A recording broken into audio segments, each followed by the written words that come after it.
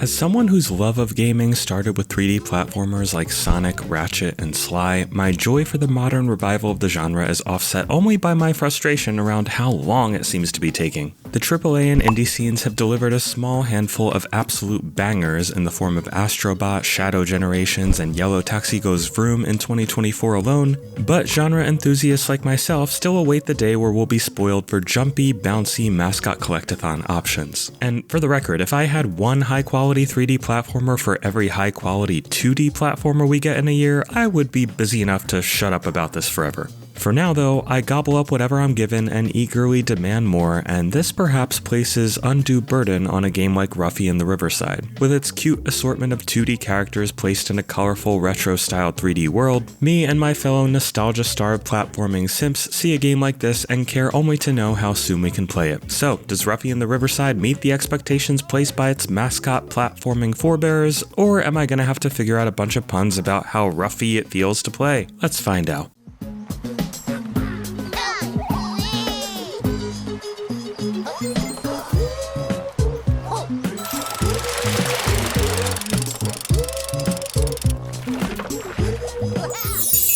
First, as always, we appreciate all of our indie warriors and simply ask that if you like this video and want to support honest and open indie gaming coverage, don't forget to give us a like, make sure you're subscribed to the channel, and consider a look at our Patreon, where membership can get you awesome perks like early and ad-free shows, a shout out at the end of each and every video we produce, an exclusive invite to our Discord community, and much more. Your new indie gaming community is waiting for you. Most platformers invent some unique idea to stake their claim in the genre, and Ruffy's is an ambitious one.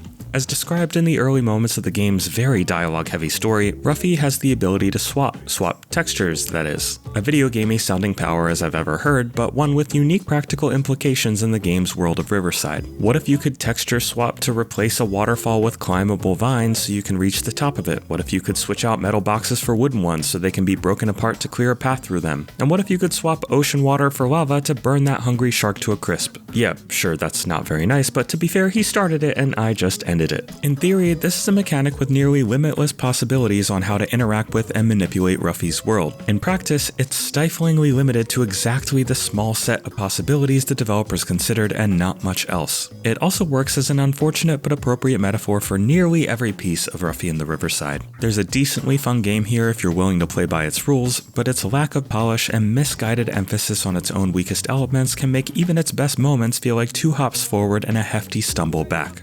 Ha ha!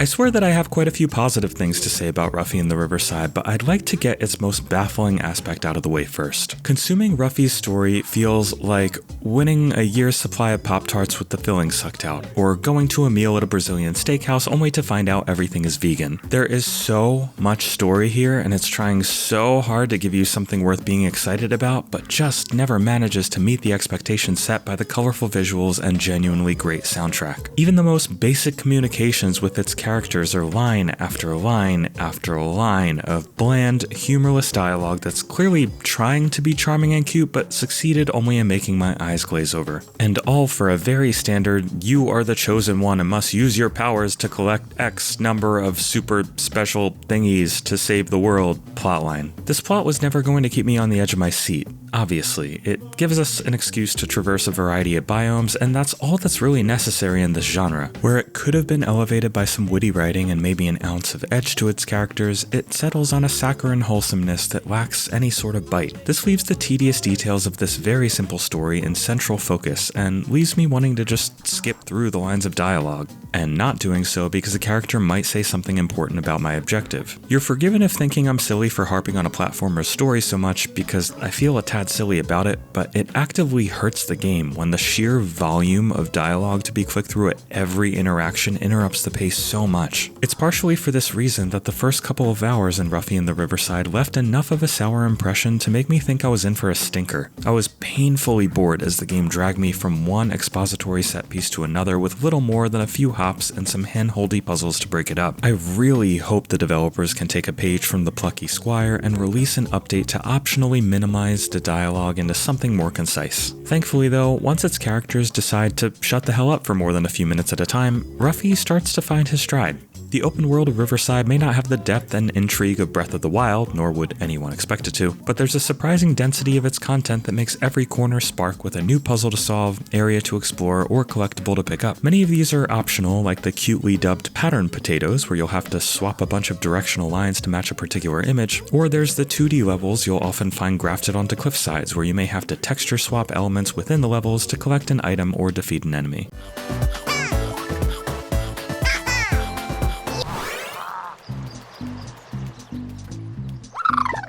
I actually kind of liked the texture swapping elements of Ruffy in the Riverside, but the lack of a cohesive internal logic left them feeling half-baked. There were so many times I came up with an idea that the developer just wouldn't allow. Like, okay, I can texture swap a pile of sand into water so it forms a pool, but then I'm not allowed to turn that water into stone to walk across it because that would apparently be ridiculous. I can turn a wooden block into a metal block to make it heavier, but I can't turn it into a dirt block or an ice block. In a sense, I feel for the developer because this is a genuinely good idea that's extremely difficult to pull off if you have a limited budget to consider every conceivable type of swappable assets. But those limitations need to be communicated to the player in some coherent, logical way so they know what's allowed and what isn't. Since that never really happens, too many of the game's puzzles fell into the trap of either being so obvious my dog could probably figure it out, or so specific and obtuse that only aimless minutes of randomly experimenting with the world would produce the result needed. Compounding the frustration this causes is that Ruffy in the Riverside is mostly puzzles. Seriously, for a 3D platformer, there is simply not a whole lot of 3D platforming going on here. While Ruffy can jump, glide, slam, climb, and more, these abilities are rarely contextualized into any form of genuine challenge. Most of the time, it feels like Ruffy's platforming abilities are kind of a waste, used mostly for traversing the area between puzzles and story beats, and rarely for the sort of precision jump, dash, dodge, slam, gliding that I crave. I won't judge Ruffy too harshly for being a platformer that de-emphasizes platforming much, since it has plenty of other gameplay to offer, but it's worth consideration to make sure you know what you're getting into. The early game's platforming elements rarely emerge as more than convenient time fillers, but this thankfully improves a little bit as the game goes on. The haystack rolling that unlocks after a few hours, for example, is a great time and allows you to do some fun rail grinding between areas, even if the challenge element still doesn't enter the picture. Unfortunately, while the game already struggles under the weight of its own design issues, there's an overall lack of mechanical polish exacerbating that. I ran into issues like mandatory collectibles that wouldn't actually collect until the second time I collected them, a terrible map that sometimes doesn't even accurately show my current location, quest markers that sometimes don't correctly reflect where you need to go, and a stamina system straight out of Breath of the Wild, which literally just makes no sense here since there's no free climbing and you never have to glide all that far, but fine, whatever. As the game goes on and finds its stride, it does manage to be fun enough to make me wish the entire game was like that. Sections like the one where I turned water into mud on a track in order to cheat at a haystack rolling race, or when I had to make my way through a maze via different context clues in each room, were a good time and underline the game's more clever ideas in a way that lets it shine. The presentation usually shines as well, even if it too has some odd issues that can hold it back. Each character is brought to life with beautiful hand-drawn animation, though I can't for the life of me tell you what Ruffy keeps doing with his hands. And the environments are appropriately varied and full of vivid colors and unique landmarks that are fun to discover. Performance is generally great, even on Steam Deck, though the way entire sections of a level like to pop in from complete darkness sometimes is as jarring the 100th time I see it as the first. I was at first mixed on the soundtrack, which is unapologetically weird, but it's the kind of thing that grows on you, and before long was stuck in my head, and not in a bad way. As the game went on, some of the songs were genuinely great too, so I think the musical work done here is extremely solid overall and probably the most consistently quality part of the package. Transitions between songs could definitely use some work though, as there are parts of levels where bits of soundtrack fade in and out so jarringly that it kind of breaks the vibe. And while I don't normally take issue with cartoony grunts and laughs in place of actual voice work, the overuse of incessant giggling every time I would jump or glide grated on me before long.